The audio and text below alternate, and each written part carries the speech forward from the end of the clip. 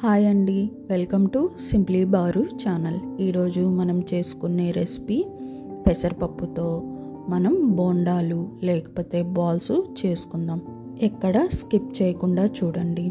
మనం పెసరపప్పు బోండాల కోసం ముందుగా 1.5 కప్పు వరకు పెసరపప్పు తీసుకొని బాగా వాటర్ పోసుకొని క్లీన్ చేసుకొని వాటిని 5 అవర్స్ వరకు మంచిగా నానబెట్టుకోవాలి. చూసారు కదా, ఇప్పుడు ఈ నానిపోయిన పెసరపప్పుని మిక్సీలో వేసుకొని బాగా మెత్తటి పేస్ట్ లాగా గ్రైండ్ చేసుకోవాలండి.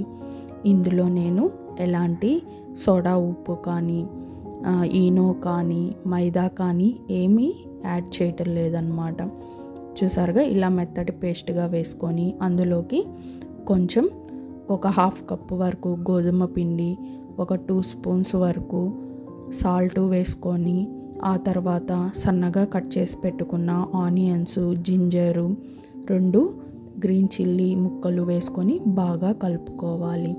ఆ తర్వాత మళ్ళీ పొడవుగా కట్ చేసి పెట్టుకున్న ఒక ఆనియన్ని పొడవుగా సన్నగా తరుక్కోవాలి. ఆ తర్వాత కట్ చేసి పెట్టుకున్న కొత్తిమీరని కూడా వేసుకొని బాగా కలుపుకోవాలన్నమాట.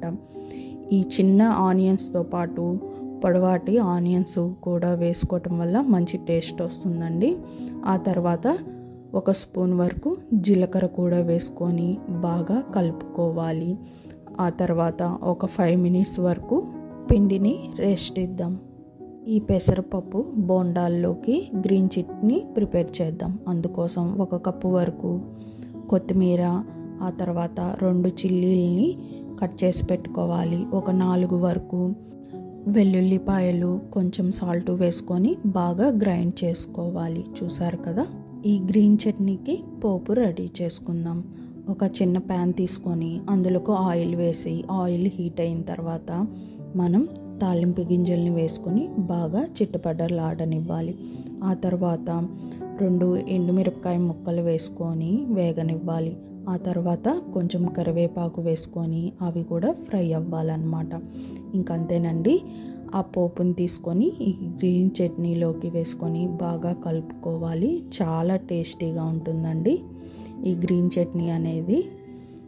నెక్స్ట్ ఇంకా మనకి చట్నీ రెడీ అయిపోయింది కదా, ఇంకా మనం ఈ గ్రీన్ బాల్స్ని రెడీ చేసుకుందాం.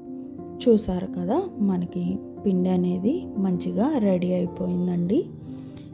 ఈ పిండిని మనం మంచిగా బాల్స్ షేప్లో వస్తుంది.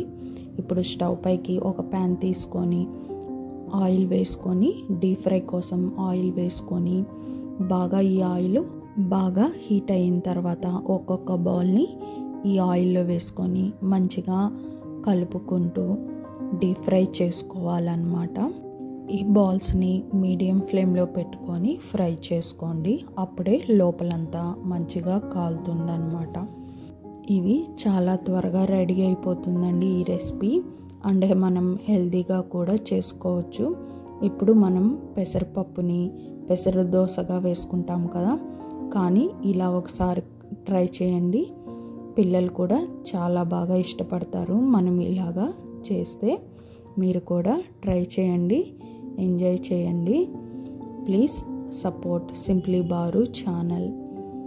మీరు ట్రై చేయండి. మీకు ఇక ఈ రెసిపీ కానీ నచ్చినట్లయితే కామెంట్ బాక్స్లో కామెంట్ చేయండి.